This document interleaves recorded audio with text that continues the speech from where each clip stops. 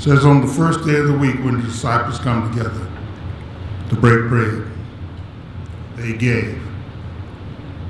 Is it a sin if I get paid once a month not to give on the first day of the week? It's an open question. Now let's look at the times. During these times, weekly pay was normal.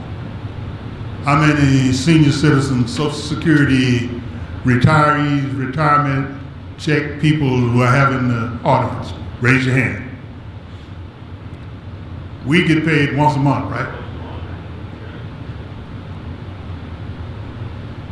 Even on the retirement plan, my retirement I get paid once a month. Social Security once a month, my retirement once a month. Why don't you get paid once a week?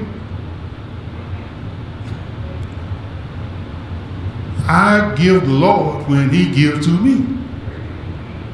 I get paid once a month. Lord get paid once a month. Okay? Little things. The times. A lot of us used to get, remember when we got paid once a week? Long time ago? Okay, that was fine. Okay. Me and the Lord got a good deal going. I give Him His portion, and He guides me with the rest of it, He and my wife. But I get paid once a month. That's when I give the Lord. I see, talking about that guidance. She just walked in and she pointed. I see her. Go ahead, Sister Hayes.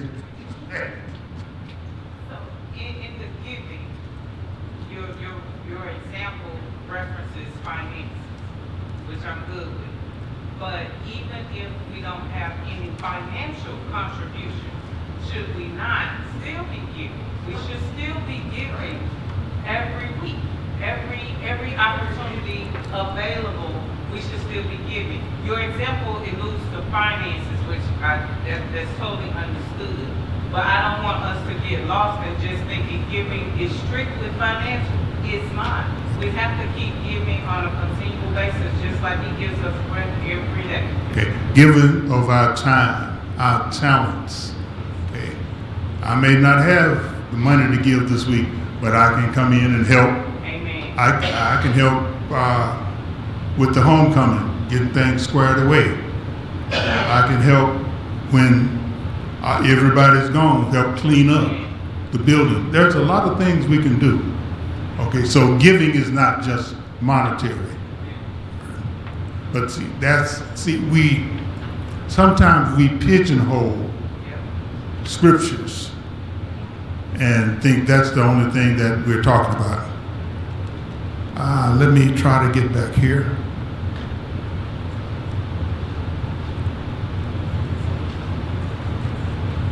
Okay,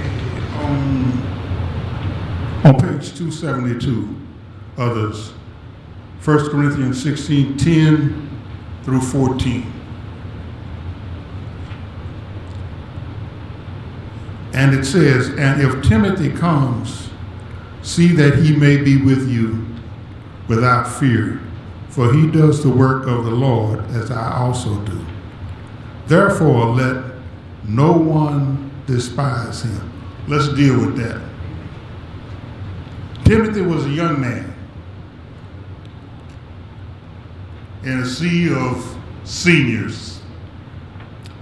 And sometimes, even in Bible days, we dismiss our younger people's contributions. Okay? It says, let no one despise them. Well, they've been used to the apostles, senior men, experience, coming from God. Here comes this young whippersnapper trying to tell people something. Think he know it all. And they're going to push him to the side. He wanted to make sure that they do not do that. We need to make sure today that we also don't do that.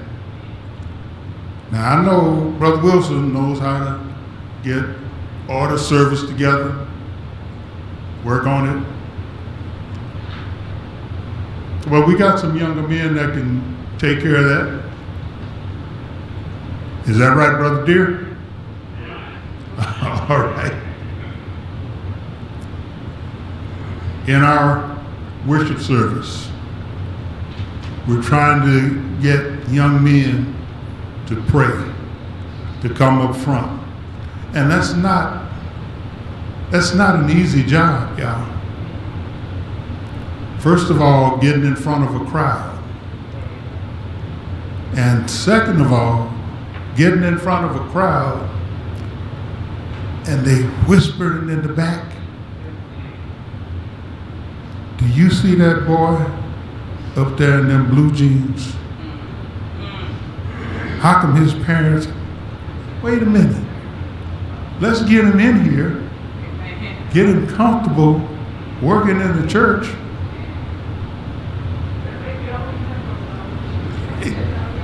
Just let's get him in here. Yeah. But see, I'm gonna say us senior citizens.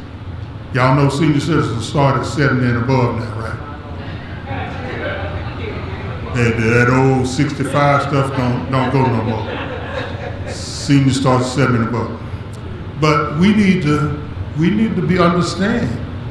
We had to get to that point. Somebody had to give us a chance. And if we don't give them a chance now, who's going to do this in 3 to 5 years? Go ahead, Bro Wilson.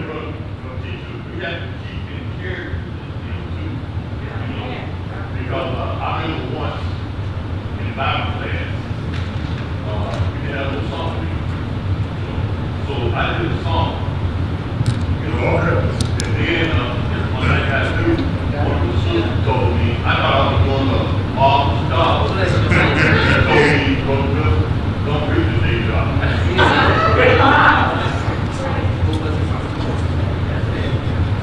All right. I was reading the last scriptures, okay? Therefore, let no one despise him, but send him on his journey in peace, that he may come to me, for I am waiting for him with the brother. Now, concerning our brother Apollos, let's deal with Apollos. Remember, Apollos was this guy that was fluent. He was a mighty speaker, but he only knew the baptism of John.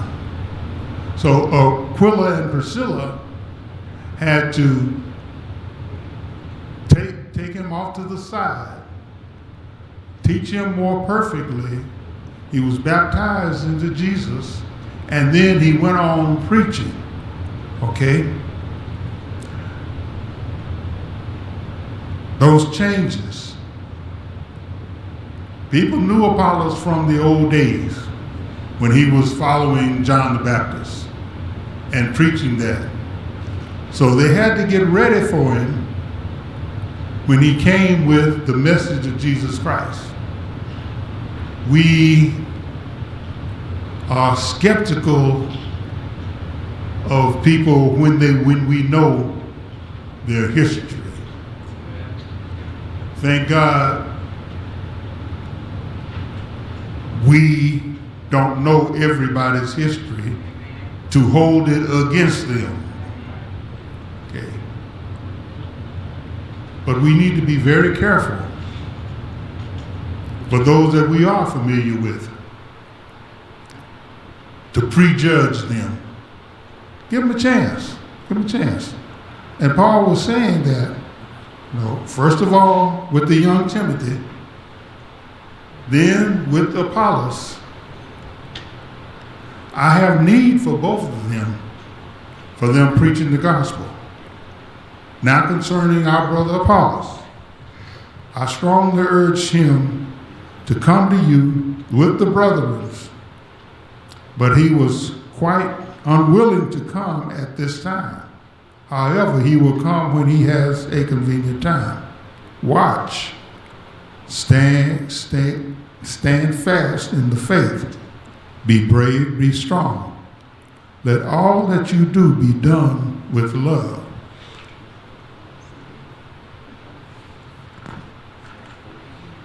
Paul is answering questions. He's finishing up. Now on page 273, the writer says, when he was ready to leave Corinth, word reached him that Jews in the city were plotting to kill him once he was on board the ship. He would have been carrying a large sum of cash for the poor in Jerusalem. That in itself might have made him nervous. But in addition, Jews were convinced that he was teaching that the law of Moses ought to be forsaken and that the Jews ought not to circumcise their children.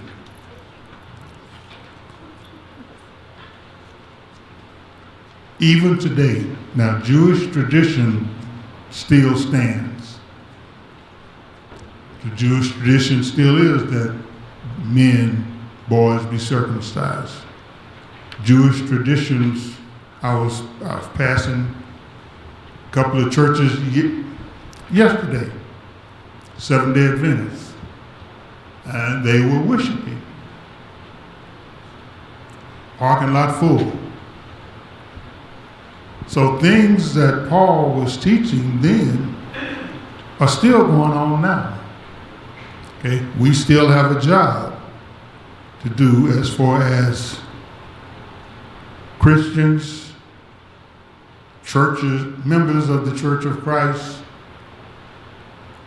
worshiping on Sunday, but not forgetting that the law of Moses had a lot of teaching to it. So Paul was answering a lot of questions from the Corinthians church. But we still have questions in the Church of Christ. And we are confronted each and every day with them. From one person to another. I'm getting signals back there from my wife. I don't know what it's about. She'll tell me after a while. Let's go to the conclusion. Well, probably on time. Okay. All right. Yeah, I got to figure it out there. Let's go to the conclusion so we can wrap up shortly. Sister Nala, do you have your book? Let's read the conclusion since I'm getting instructions from you anyway.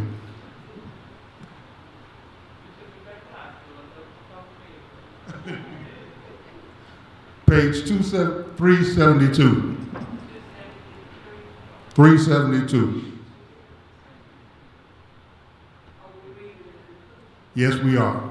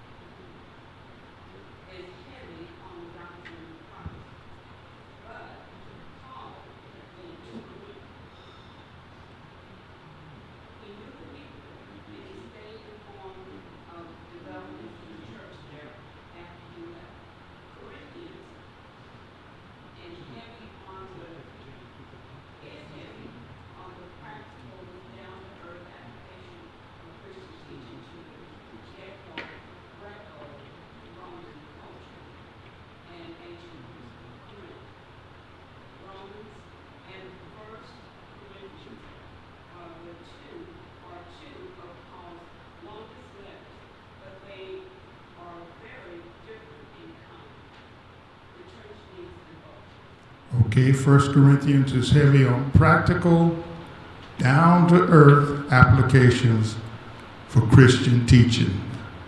Romans is heavy on doctrine. So if we read those two, Romans and 1 Corinthians, we can have a majority or a good idea about the church in the infancy and even in what's going on now. In our lesson, when they were talking about the collection for the saints, one of the things that they said was, appoint brothers to oversee the collection. Give them letters of authority so they may travel and be identified. And we still do the same thing today. Appoint brothers over the collections. Give them letters. Just anybody just can't be hanging out with your money. Okay. A good brother said, don't never let a poor man count the offering. Nothing against him. Nothing against him. In questions that Paul was dealing with in Corinthians, death, poor in the church, dealing with marriage, husband and wives, all these things were questions that he was dealing with. All these things are still questions that we deal with every day in our lives and in the church. Okay. The title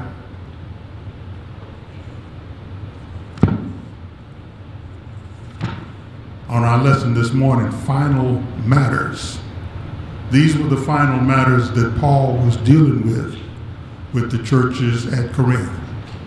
Now, when the brother get up today and say, now, concerning the collection for the saints, as I had given orders to the churches of Galatia, so you must do also. We know where it comes from. We know the history of it. But we also know that it was part of answering individual questions that the Corinthian church had of Paul. Questions, comments, before we close it out this morning. Questions, comments. Good to see everyone. None? Okay. Brother Deere, we're going to be meeting in the West Wing in the conference room, and we need a brother out front. So when they come in, we can point them that way, okay? All right. If nothing else, Brother Wilson, can you give us a dismissal prayer, please, sir? Thank everyone for coming. And COVID is real. So if you want a mask, we still have plenty of masks. Don't be ashamed to wear your mask this morning, okay? If it makes you feel better, COVID is still real. Go ahead, Brother Wilson.